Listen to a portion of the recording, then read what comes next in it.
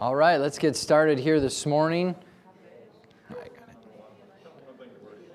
Let's get started here this morning. Open your Bibles to 2 Kings. 2 Kings there. And 2 Kings, we're in chapter 12, or lesson 12 of your workbook. And as you're getting turned there, we got the books of the Bible on the screen. And so we're going to say those out loud together, the books of the Old Testament. Here we go. Genesis, Exodus, Leviticus, Numbers, Deuteronomy, Joshua, Judges, Ruth, 1 Samuel, 2 Samuel, 1 Kings, 2 Kings, 1 Chronicles, 2 Chronicles, Ezra, Nehemiah, Esther, Job. Hold on, sorry. There we go. Okay, Job, Psalms, Proverbs, Ecclesiastes, Song of Solomon, Isaiah, Jeremiah, Lamentations, Ezekiel, Daniel, Hosea, Joel, Amos, Obadiah, Jonah, Micah, Nahum, Habakkuk, Zephaniah, Haggai, Zechariah, Malachi. All right, very good, very good. 2 Kings is where we are today, as well as we're going to cover 1st and 2nd Chronicles. All right, and these are some great books of the Bible. Enjoy these. I'm excited to talk to you about these, all right? 1st and 2nd Kings are named that because of their content. They tell us a lot about kings, all right? 1st Kings covers about 120 years. And you can see a little bit of a chart here that I've put together covering the reigns of the individual kings, the unified kingdoms, with Saul, David, and Solomon. Then it splits into two kingdoms. And 1st Kings covers basically this first section with this big block down through here. All right, Ahab comes to the throne at the end of that time, and so we're kind of roughly in that neighborhood. It's about 120 years. 2 Kings is going to cover 300 years. And so a lot bigger time frame from here down. It's going to spend the first several chapters really covering a portion at the beginning. 2 Kings is going to spend a lot of time on this, and then it's going to go quickly through the rest of it, covering about 250 years or something like that in a much faster format. So it's pretty interesting to think about. As you study through Kings, you can learn a lot about leadership because it's talking about kings. And you have leadership opportunities in your own life. You can learn a lot about what to do and a lot about what not to do as you study the book of Kings. As you study Kings also, one of the major themes that it brings out is pursuing God with all your heart. And if you don't pursue God with all your heart, what that's going to look like. David is a man after God's own heart. Solomon in 1 Kings comes in and it says it point blank. He doesn't follow God with a perfect heart, with a complete heart. He's chasing after other things. And you see that if you don't go after God with all your soul, this is what your life's going to look like. And this is how it impacts others. This is how it has a ripple effect, a trickle-down effect on other people. And so this is a massive thing. Your level of commitment affects your life, and it affects the lives of those that are around you.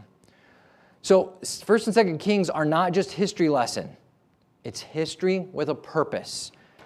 God uses these writers to give us different stories about these kings with a purpose. To teach you, it's important that you go after God with all your heart. Obey Him, serve Him. It's a big deal. It matters very much. And so we're going to look at these kings here in 1st and 2nd Kings. And some of their lives, obviously not in detail, but if you study Kings out on your own and see some of these things, all right? You can see the outline that's given to you there in your notes. It talks about the ministry of Elijah and Elisha, first 8 chapters of 2 Kings. And then basically the fall of Israel is discussed next. And then the fall of Judah is going to be after that. So we're going to see this kingdom is going to go into captivity sooner. And then this kingdom will go into captivity down into this neighborhood of time frame, all right? We're picking the story up in the 850s BC, 850 years or so before Christ, and by 722, Israel will go into captivity. All right, it's about 600 or so when Judah goes into captivity. All right, so Roman number 1 here, as you can see on your notes in front of you, the ministry of Elijah and Elisha. And I wanted to start off with a discussion question here. As you think about Elijah and Elisha, what miracles come to mind? And if you want to cheat a little bit, that's totally okay. You can look at the end of 1 Kings and the beginning of 2 Kings, if you want to skim through there a little bit. But take 1 or 2 minutes at your table and just talk about what were some of the miracles that God used these guys to do. All right? Go.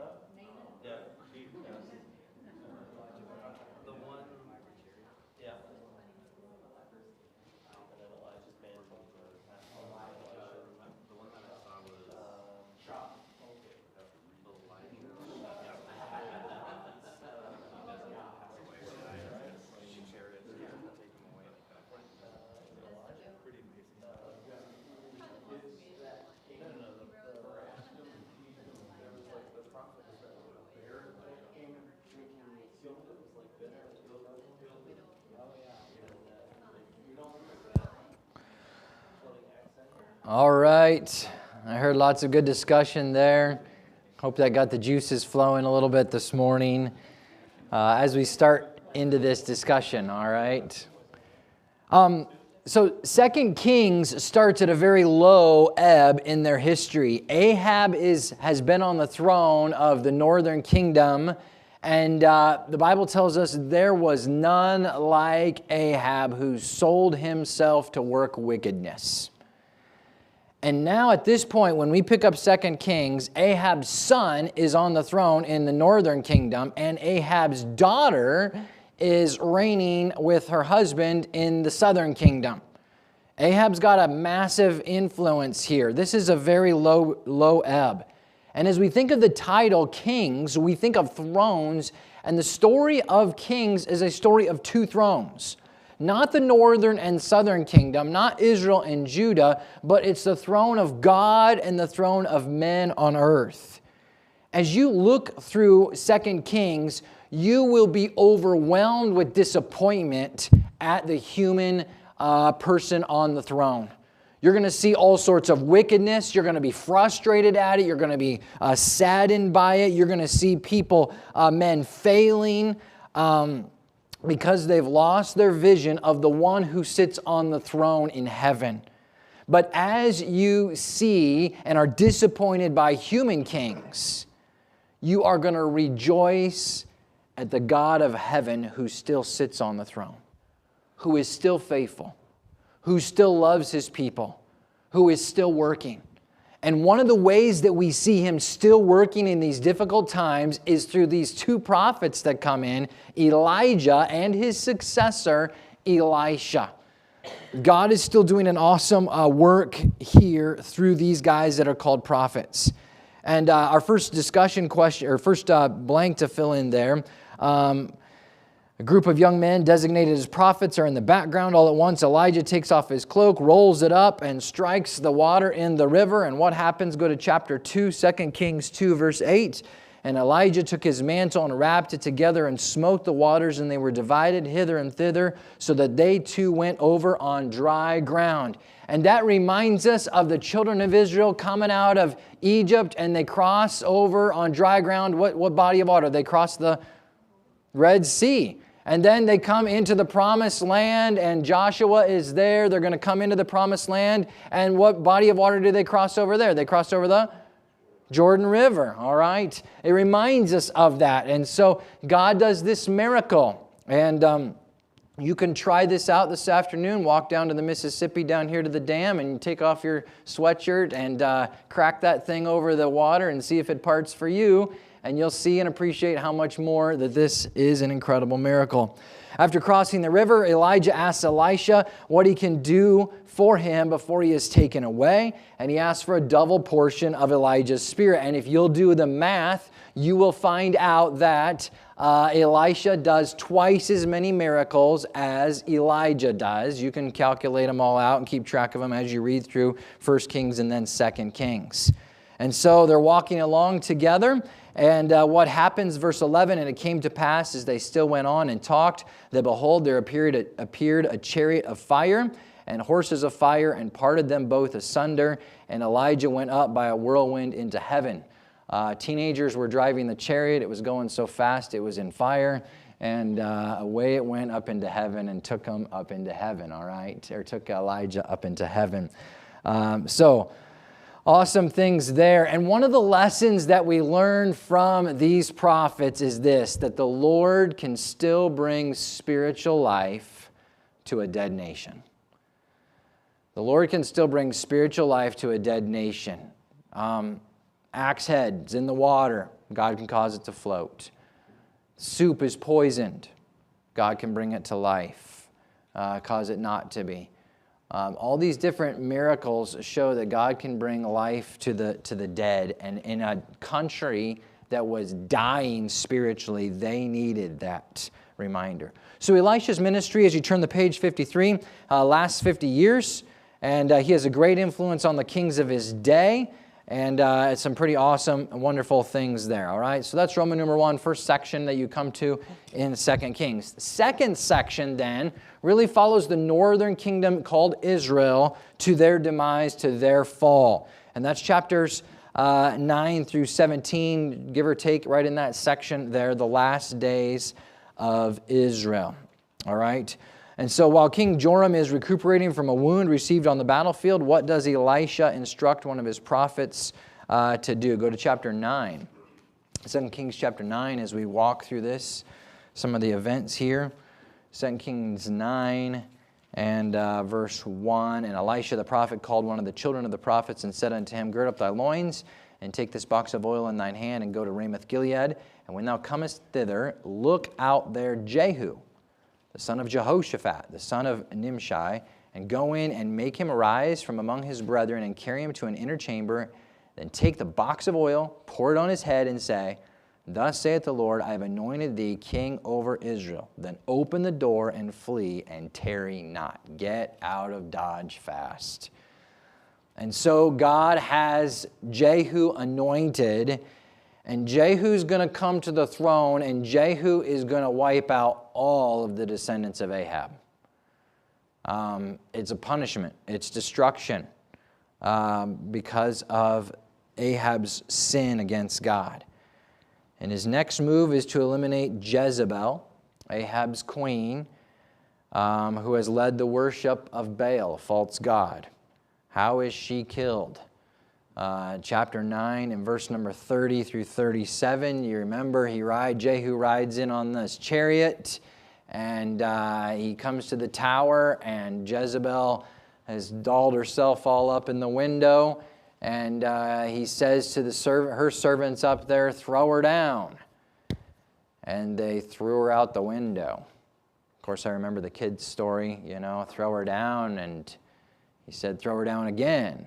And they threw her down again, and they threw her down 70 times 7. And of the fragments that remained, there were 12 baskets full. That's not how the story really goes, but, it's a kind of mix-up of some of the stories. All right. So they did throw her down. He drove over with her with the chariot, goes in to eat supper, comes back, and the wild dogs have eaten all but just a little bit of her, which was God's promise of punishment to her for her horrible sins. And so that's in chapter 9 verses 30 to 37 there, all right? Jehu reigns for 28 years, and his great-grandson Jeroboam II is the last able leader of Israel before Israel falls. And really, it's a good period of time. Israel is expanding, getting some territory back, doing well there in the northern kingdom. Uzziah is reigning in the southern kingdom, and things are really kind of good last hurrah there before Israel falls. And within the next 12 years after Jehu's great-grandson Jeroboam reigns, then in the last 12 years there are 5 kings, which is obviously a symbol of decay and chaos in a kingdom. When rulers come and go that quickly, it's just not healthy. And eventually the kingdom of Assyria comes in and conquers them. All right, let me put that up there for us to think about. Here's a discussion question. I'm at the bottom of page 53. Israel's going to be conquered by Assyria here. There's a question at the bottom of 53 and the top of 54. All right, and here, as you do those questions, does this story motivate people to obey and serve God? Why or why not? So do the 2 blanks, the bottom of 53 and 54, and then answer this question in connection with those. All right.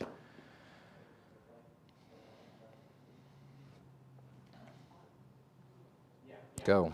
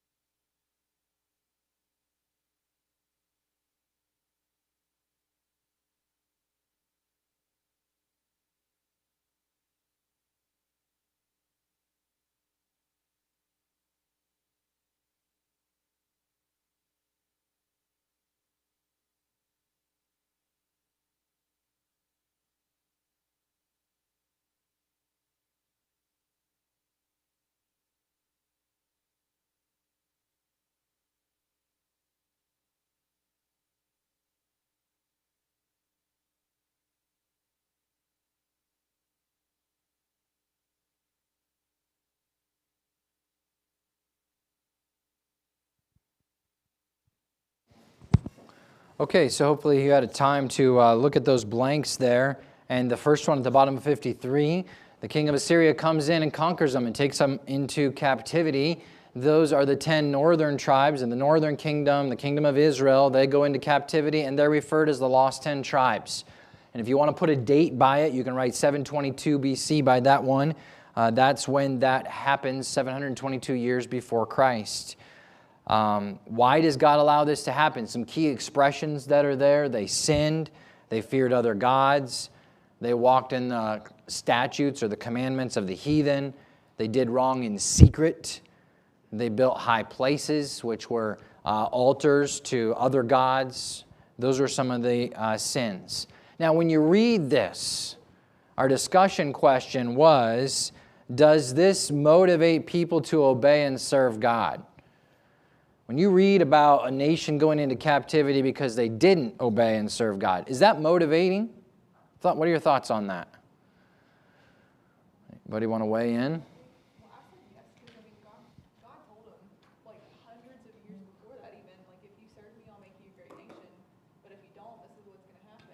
Okay. And then he also tried to get them to repent. Like, he gave them opportunities to, so to me, it just points out, like, God keeps his promises. And he's also long-suffering.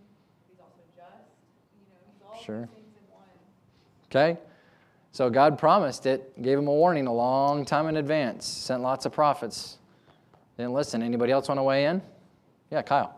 Historically, it doesn't show to be motivating because we prove that don't follow that with the warning.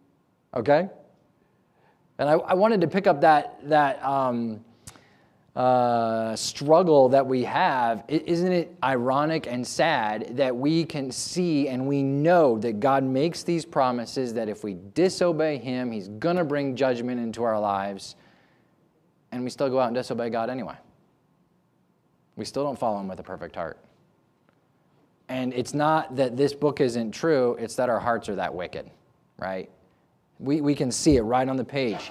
These are historical facts. This happened. It's brought out in history. And yet we can go on our own way because our hearts are just so wicked and determined to do what we want to do. So I hope that we are of the persuasion that we allow it to motivate us to say, you know what, we want to serve God with our lives. Go down that path. So that's Israel's fall, 722 BC. And then Roman numeral 3, page 54. Then we look at Judah's fall. All right, these are the last days of Judah brought out here. Judah's fall is a little slower. It doesn't happen just in one fell swoop. If you're going to write 722 BC by Israel, then you'd write these 3 dates by Judah. You'd write 605, you'd write 597, and then you'd write 586.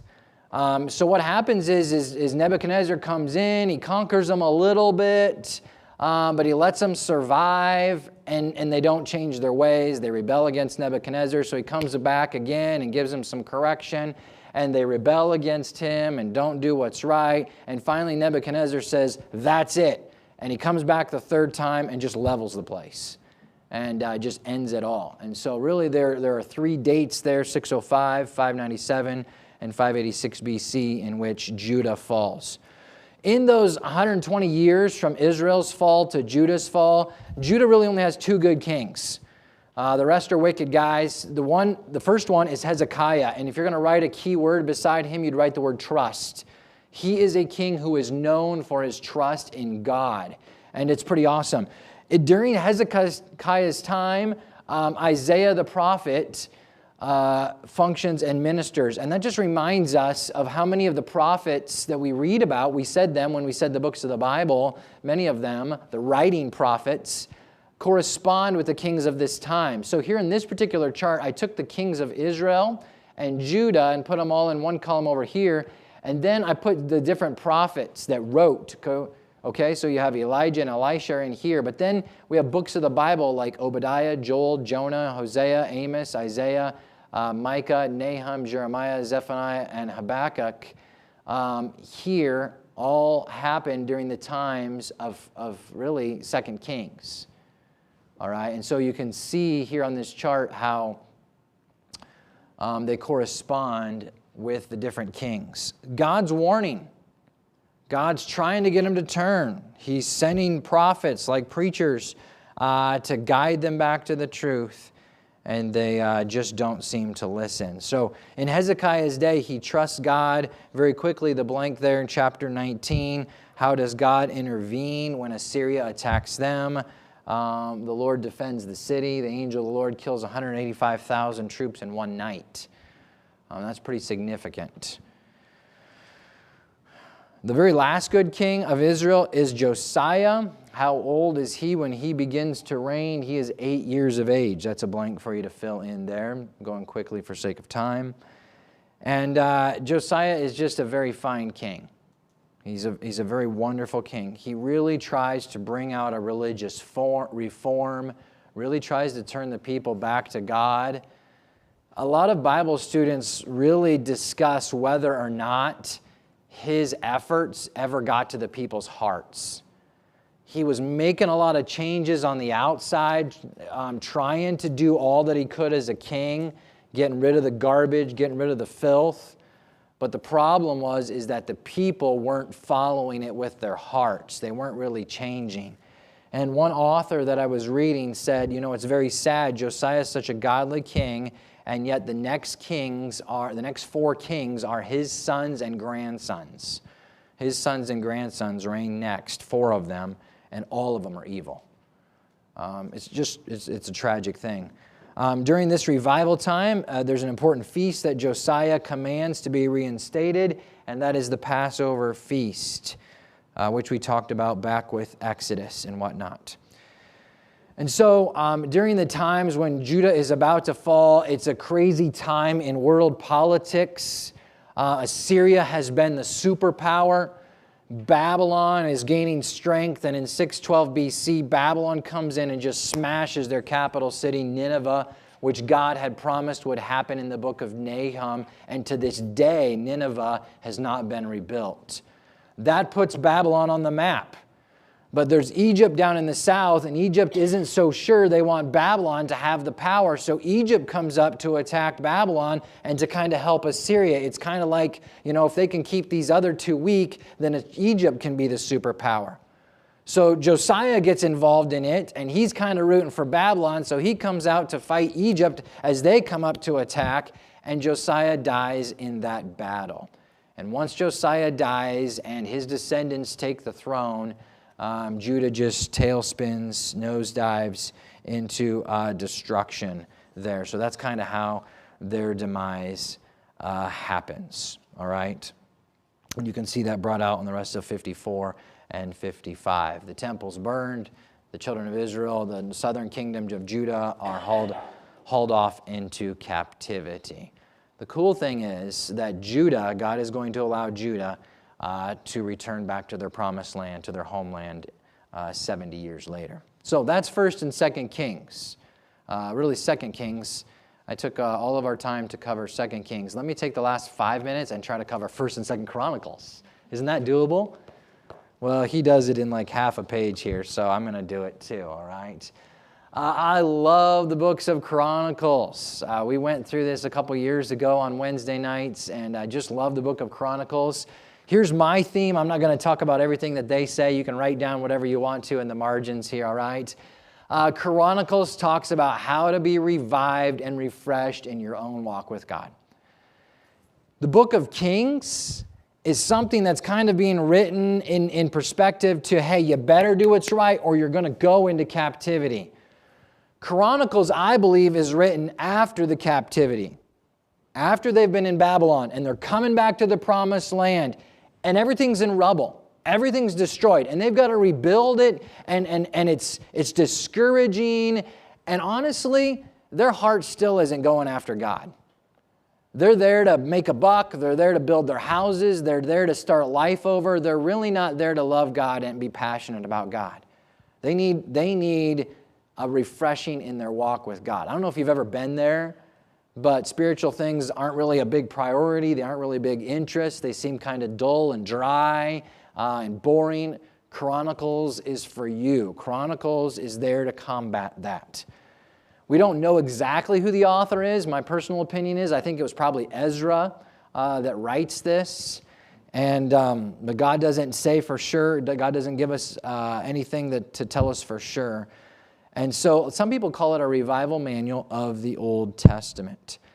And God uses stories because we as human beings love stories. They're real stories. This is history. But God doesn't just use any stories. He loves stories.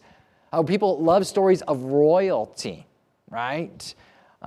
We went to a castle in Germany 2 weeks ago when we were there, and the Kaisers had been through that castle.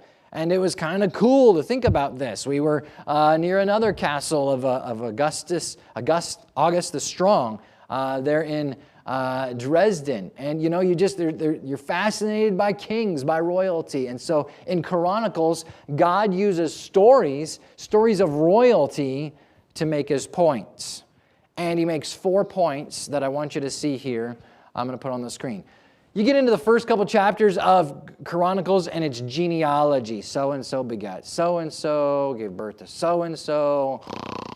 You fall asleep while you're reading, and you can't, for the life of you, figure out why God wasted His time in putting all this in the Bible, right? That's how you feel. But why do you have a genealogy? Why did you look up your genealogy? Dude, I'm related back to so-and-so, and, if one thing would have happened different, I'd be the king of Denmark right now, or whatever your story is. You feel connected to the past when you look up a genealogy. And that was the point of Ezra.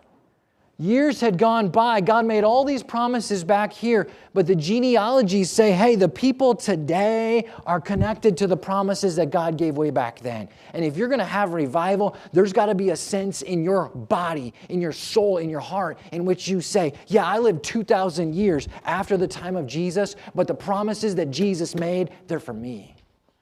You got to know that connection. You got to believe and appreciate that connection. You're connected to the promises of God. Number 2, the section there is the section of David in chapters 10 through 29. And when you read the stories of David there, it paints this picture and it emphasizes it again and again and again. Your success is all about your walk with God. It's not about your personality. It's not about your bank account. It's not about your career. It's not about how much you own. Your success is about your walk with God. And friend, listen, you can have everything else, and if you don't have a walk with God, you fail in life. And you won't ultimately be successful. And the stories of David bring that out because he's a man after God's own heart. Then we come into 2 Chronicles, and again, it's the first 9 chapters. The outline's easy to remember, and it's the stories of Solomon. And Solomon, one of the key expressions that's used there is this word mercy. The word mercy is this. God and I have an arrangement. I'm supposed to do what's right. I don't, but God keeps His side of the bargain and treats me well anyway. That's mercy. I don't deserve it. I did wrong. I failed, but God keeps His side of the bargain. That's why sometimes you'll see the word mercy translated steadfast love or enduring love. Because it's loyal love even when I haven't been loyal. And when you appreciate God's loyal to me, even though I walked away from God, that revives your heart. So Solomon teaches us that. And then the last part is David's dynasty, all of his descendants. This is chapters 10 through 36.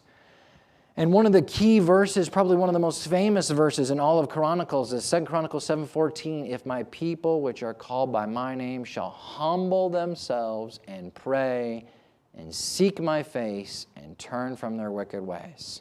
He gives a recipe for you to have revival. If you feel blah spiritually, if you feel distant from God, what do you need to do? Humble yourself, pray, seek God's face, and turn from your wicked way. That's the recipe.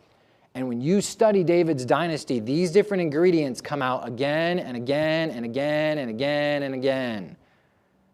And you'll see some kings that they were horrible. They were terribly wicked kings.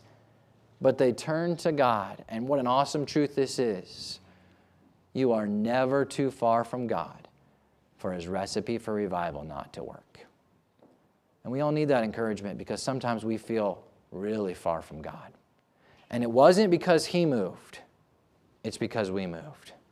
And wherever you're at, you may be as bad as Manasseh in the Bible.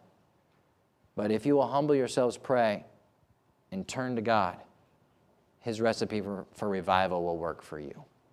And so the book of Chronicles is an awesome and wonderful book, an incredible thing. As you know by now, the fill-in-the-blanks are things that you can get on your own, but just in case you need them. 1 Chronicles there, the Assyrians come in and take those tribes captive. And then there are the other blanks. I'll put them there. All right, 1st and 2nd Kings, 1st and 2nd Chronicles, some pretty amazing truths. Follow after God with all your heart. You'll never be sorry. Father, I thank you for these truths, and I pray that our hearts would be soft and tender, and that we would truly be motivated to go after you with all of our beings because of what we read in these books. In Jesus' name we pray. Amen. You're dismissed.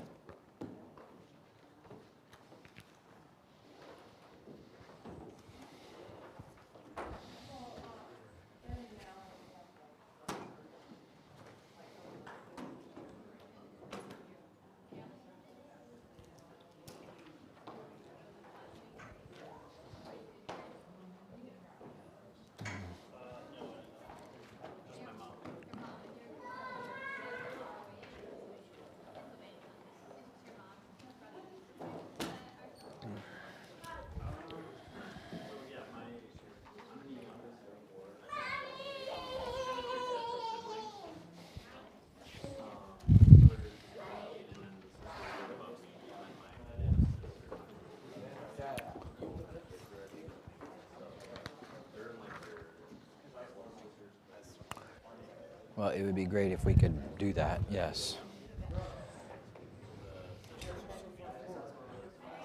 People are working on it.